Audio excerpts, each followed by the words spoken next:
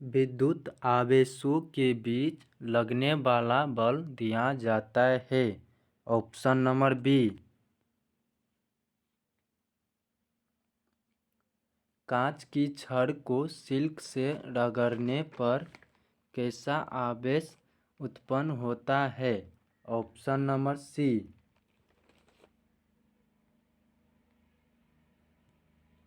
निम्न में से कौन सा विद्युत क्षेत्र का ऐसा मात्रक नहीं है? Option number B. कांच की छड़ को सिल्क से रगड़ने पर कैसा आवेश उत्पन्न होता है? ऑप्शन नंबर सी।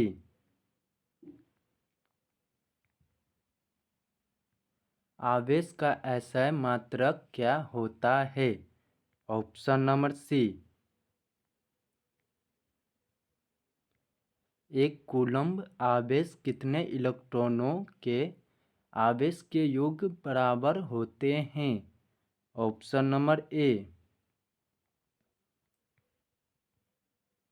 इलेक्ट्रॉन पर कितना आवेश होता है? ऑप्शन नंबर सी।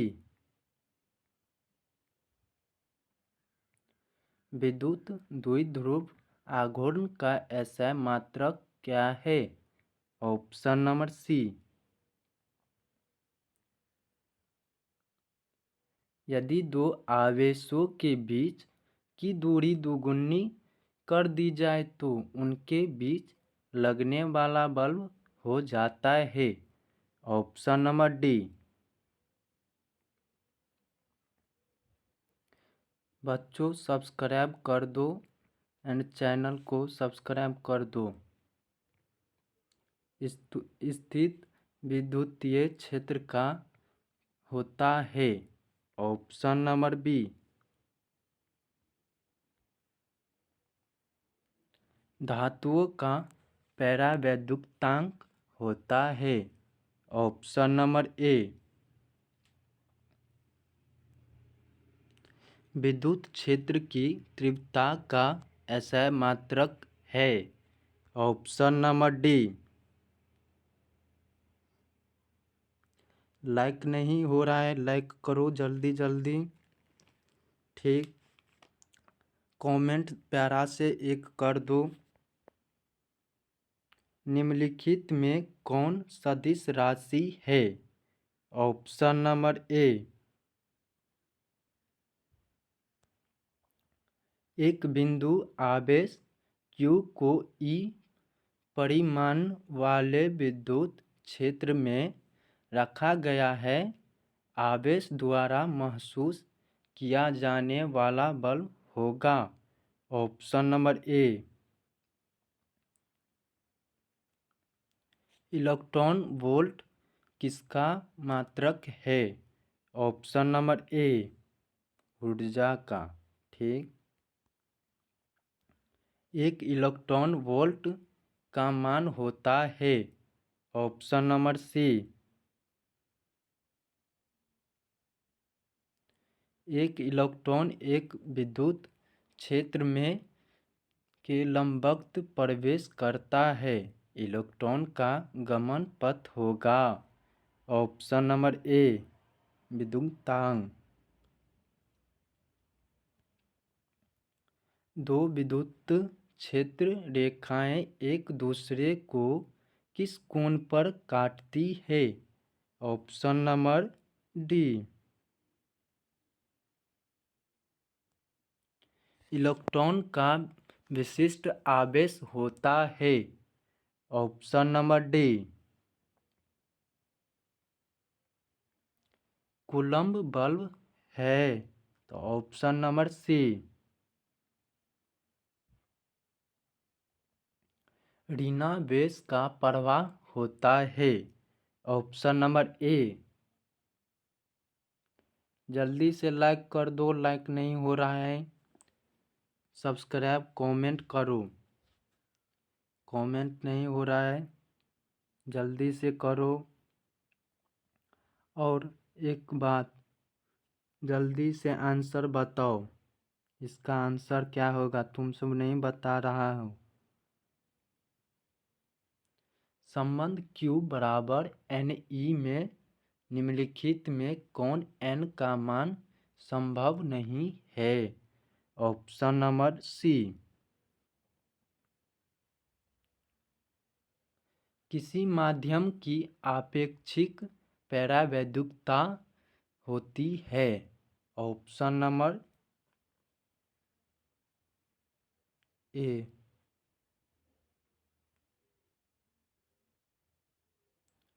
पानी का परावैद्युत स्थिर होता है। ऑप्शन नंबर ए,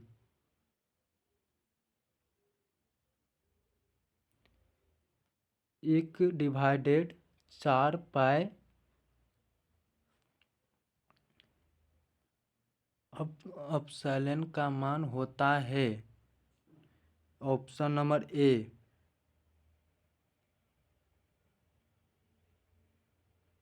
आवेश का बीमा होता है। ऑप्शन नंबर ए, अपसाइलन 0 का मात्रक है। ऑप्शन नंबर ए,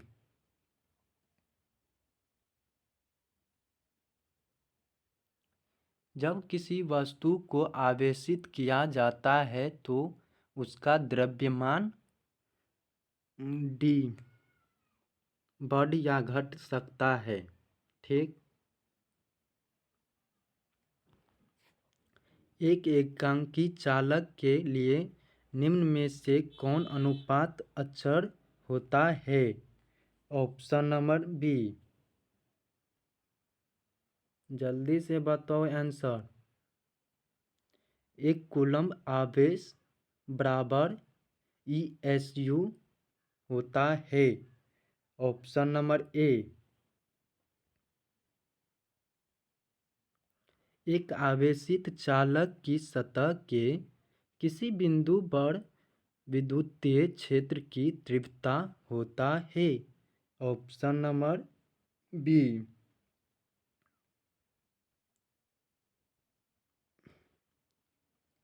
यदि किसी खोखले गोलीय चालक को घन आवेशित किया जाए तो उनके भीतर का विभव होता है। Option number D,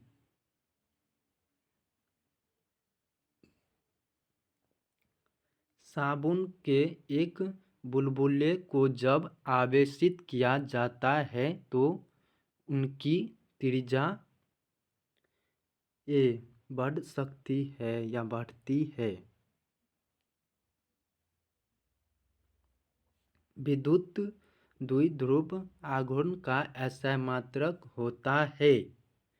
option number सी, पिछले भी बताएं, पीछे में भी देख लेना। अपसाइलन 0 की बीमा है। Option number A,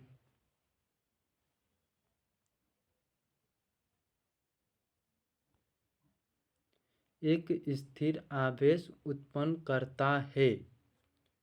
option number A,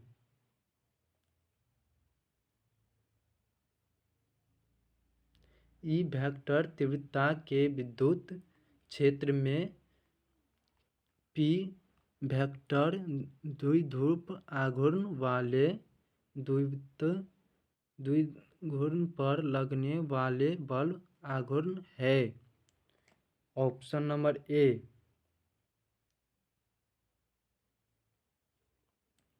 विद्युत तीव्रता की बीमा है। Option number B,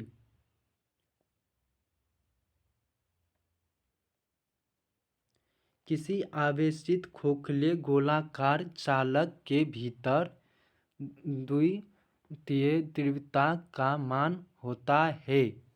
option number B, ए सॉरी, एक वैद्युत द्विध्रुव एक पृष्ठ से घिरा हुआ है। पृष्ठ पर कुल द्वितीय फ्लक्स होगा। Option number B, 0। यदि गोले पर आवेश 10 जूसी हो तो उसकी सतह पर द्वितीय फ्लक्स है। ऑप्शन नंबर ए।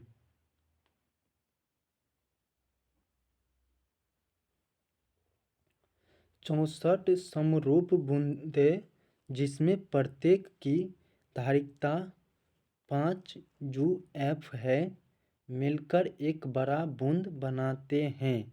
बड़े बूंद की धारिता क्या होगी? Option number B.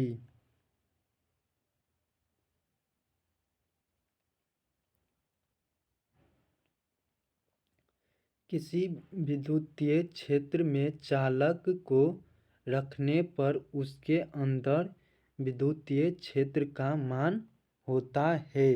Option number C. आवेश खोखले गोलाकार चालक के केंद्र पर होता है। Option number C. दिए गए चित्र में Q पर कुल बल 0 है तो Q/Q का मान होगा। Option number B.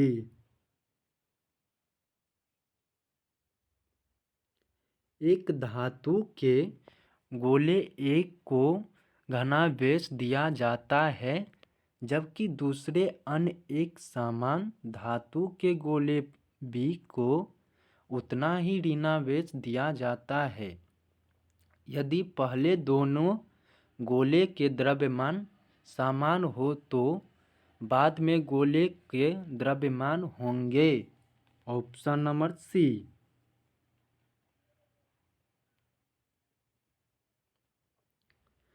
विद्युत आवेश का मान ESU मात्रक में होता है।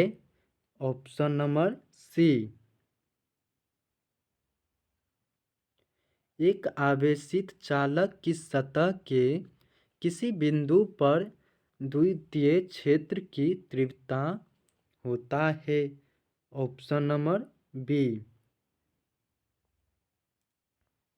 लाइक करो एंड सब्सक्राइब करो, चैनल को सपोर्ट करो। हम इससे भी अच्छा वीडियो बनाकर आपके सामने देंगे। Thank you.